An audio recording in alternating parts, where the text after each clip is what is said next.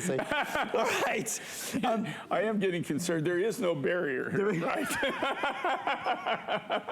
About 3 days ago, 4 days ago, when Jay and I started our marathon of shows, we had the privilege of talking about Peruvian pink opal, brought to us because Jay knows the miner, one of the original miners.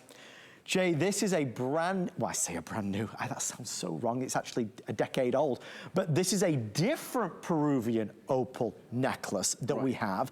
The other one was very popular. This is a bigger and bolder look. This is the bigger material, the bigger beads that we did on this. Here's a story on this. You know, Adam and I, we always, well, we're good friends. We talk a lot about different things. And one of the things that, that I talk about is kind of the history behind a lot of these materials. Which I love. And here again, this, like I'm looking at it here, through the camera it's looking whiter. It looks white, yeah. It's looking whiter. This is actually, I'm looking at it right now, this pink. is like a beautiful, beautiful, perfect pink, right?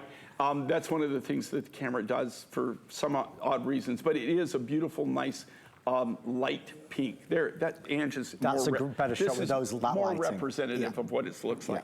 Okay, here's the deal on this. Okay, this material.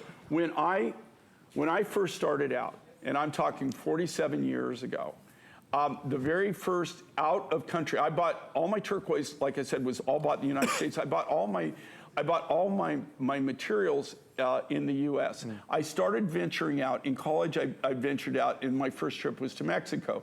Then I went back down to Mexico, and then I started buying materials down there. The very next country that I went to was Peru, and I went there for a specific reason. We bought Peruvian blue opal, we brought Peruvian pink opal, and we bought what they call yellow opal, honeycomb opal is what they called it at the time. And that was my first really venture out, and that's actually how, before I only worked in turquoise, and that's how I started working in opals, and that got me started in opals. That being said, this material used to be very predominant, just like a Peruvian blue opal.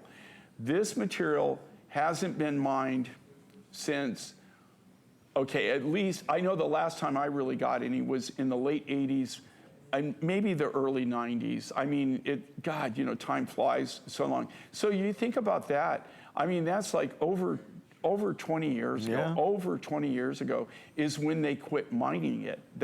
And they quit mining it for a reason. They ran out of material, right? Okay, I talk about manufacturing 101. Here's mining 101. When it runs out, it's over. It's over. I can't tell you the number of times that I've bought into turquoise mines, and I've already ordered my four-wheel drive Lamborghini. Right? Custom, I've always wanted a four-wheel drive Lamborghini.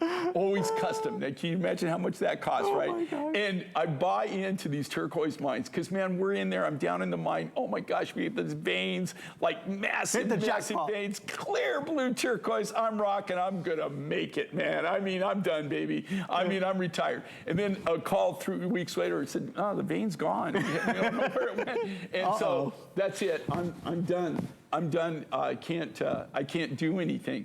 So what's really incredible, this is one of those stories. This material is just not available. The material that is out there is complete junk. It's been passed over so many times that it doesn't even have an address anymore. I mean, it's like, it is really, the material that is out there in this Peruvian pink material is just total trash, total garbage. It's the lowest grade of the lowest grade. It's been hanging around for 20 years. That's on the commercial market. This came from one of the original miners, right? This is from his private stash. You're seeing, we've had 3 different designs on for this event.